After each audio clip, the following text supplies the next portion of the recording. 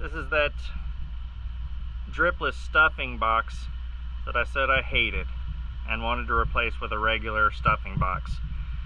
And I'm not convinced that that I want to keep it, but I hate it a lot less having pulled it out and looked at it. Man, this thing is thick. This is some thick rubber. And it's in good shape. I'm not concerned about it breaking. The way this thing works is this part right here, you know, the propeller shaft goes through that, and it's flush, and it's got this piece that goes onto the propeller shaft as well, and it sits down flat on that. This spins with the propeller shaft and maintains a good connection right here because it's pressed up against it, and that's why this thing is springy. And that keeps water from coming out. I've seen these things work before, and they work really good. My concern ever for them was that if it breaks, you don't have much ability to stop the water flowing in, except for I could take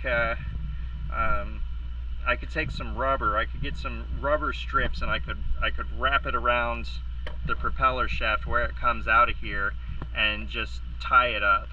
And the propeller's not going to be moving for the majority of my trip anyway. I'm going to have it locked down. I mean, that's the whole point of this trip, is that I'm going to be sailing, not motoring. So I'll only be motoring as far as it takes to get out of harbor here, and then I'll be sailing, and the whole thing will be locked down. So the question is, do I trust this to hold in water while I'm just sailing? And probably, I probably do. So I'm gonna look around for a regular style stuffing box, an old style stuffing box, and if I can find one easily here in town, then I'll get one, and if I can't, then I'm probably just gonna go ahead and reinstall this thing. Here's this through hole in the back. I've been putting muriatic acid up in there and letting it do its work and then rinsing it out, and I've been putting WD-40 on it, and it's still not turning by hand. I'll probably end up having to take it off. The main problem with taking this one off is that the seacock is the through hull. It's not attached to a through hull, so I'm going to have to remove it from the through hull, which may mean that I have to reseat the through hull and seal it up with 5200 again. But I'm going to see if I can make a cheater bar and see if I can free it up with some leverage before I go and take it off. But while I was down here, and I'm sure that somebody probably noticed in previous videos, is that this rack that holds the steering gear here is not in great shape. There's some rust right there. I think I can salvage that, but there's some this part back here. I'll get a better picture of it from above. It's just blooming rust and falling apart. Also, the steering quadrant itself has a little bit of rust on it, so it's probably going to need some work too.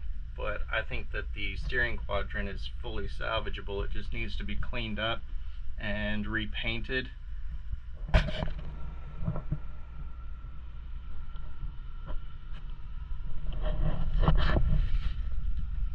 So the main thing that's all messed up is there's a cross support back there.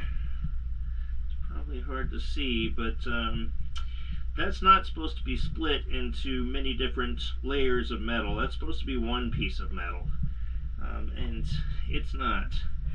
Luckily, the main thing that does is it's the backstop for the steering quadrant. So It's essentially the limit for how far the rudder can turn each direction. And it's bolted onto pieces of the structure that appear to be fine. I'll clean them up and repaint them, but that cross piece is going to have to be pulled off and replaced. But it's just angle iron, you know, so I can pull that off, and I can find angle iron here and paint it up real good and put it on there, and that should be fine. Then there's another one. This piece right here,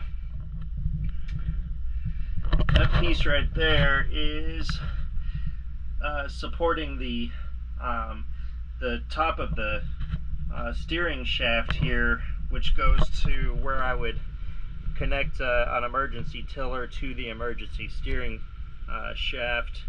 That brace there is meant to keep the top of it from, from levering back and forth, so that you can put proper torsion on it without having it try and swing back and forth. So I'm gonna have to replace that one.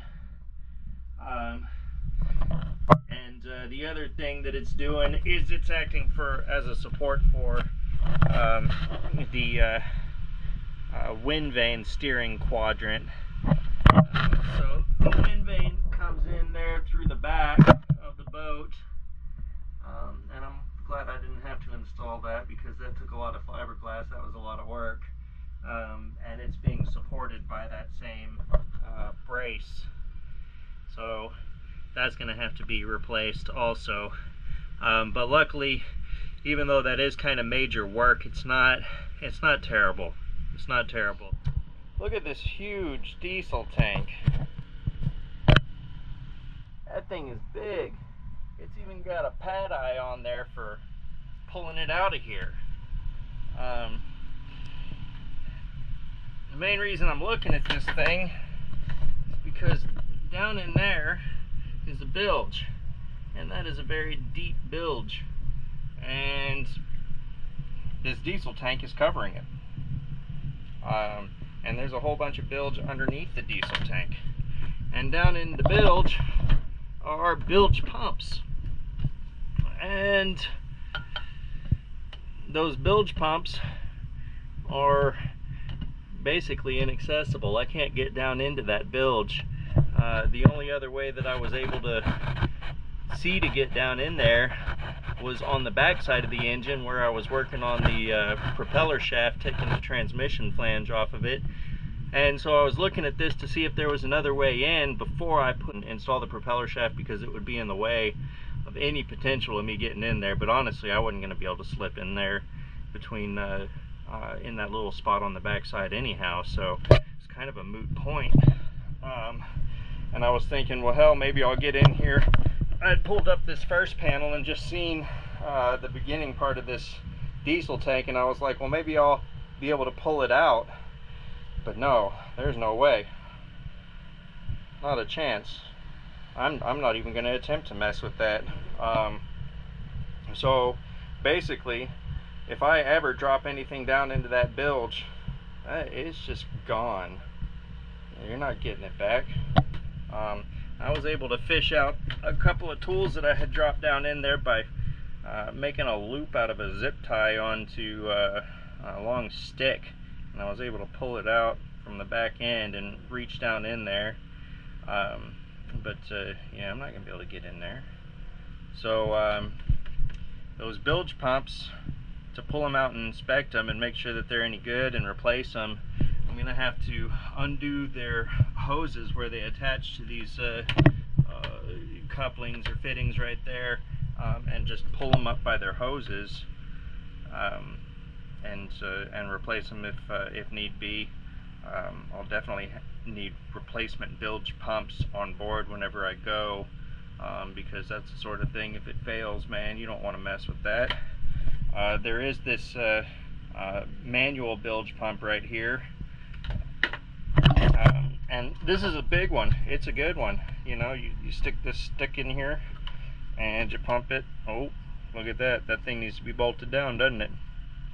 I'm not gonna pump that thing with it like sitting like that. put my foot on it. And you can hear it working. And it's working pretty good, actually. It's pumping out some water. In a second, I'll go and look on the outside of the boat and see what through hull that's coming out of. My guess would be it's coming out of these scupper through hulls, but I don't know for sure. We'll see. But I want those automatic bilge pumps that are on a float switch in there. I want those things working, because imagine taking on a big leak and you have to sit here and pump this thing for however long just to get the water from coming in while you go and have to fix something, which I hope is a scenario that never ever happens. But I'd rather those bilge pumps work than have to do it with this manual one. But it's nice to know the manual one is there. Alright, looking in here, this thing's a little bit dirty, so I'm going to stick a rag in there and clean it out, and see how bad I messed it up by knocking a chisel in there, and if it scarred it up too bad, if it made little burrs and whatnot that's going to keep the cutlass bearing from going in. We'll see.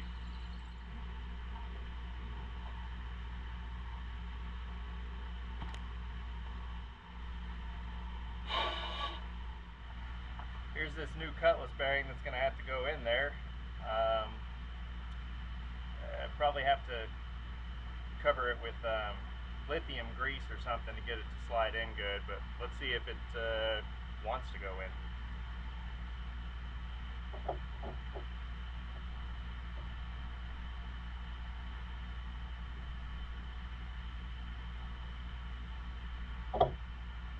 I think it does want to go in.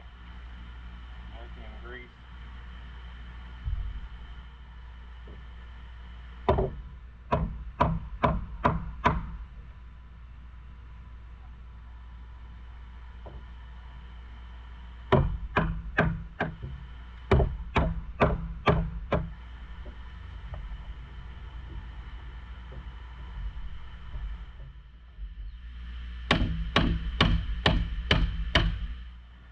Try something else to finish the job. It's pretty well stuck in there. I could probably pull it out, but I don't want to. And I think that if I push it hard enough, it'll go in. Alright, we're going to bang this thing in with a pipe. I've got a neighbor here. He's going to help me out.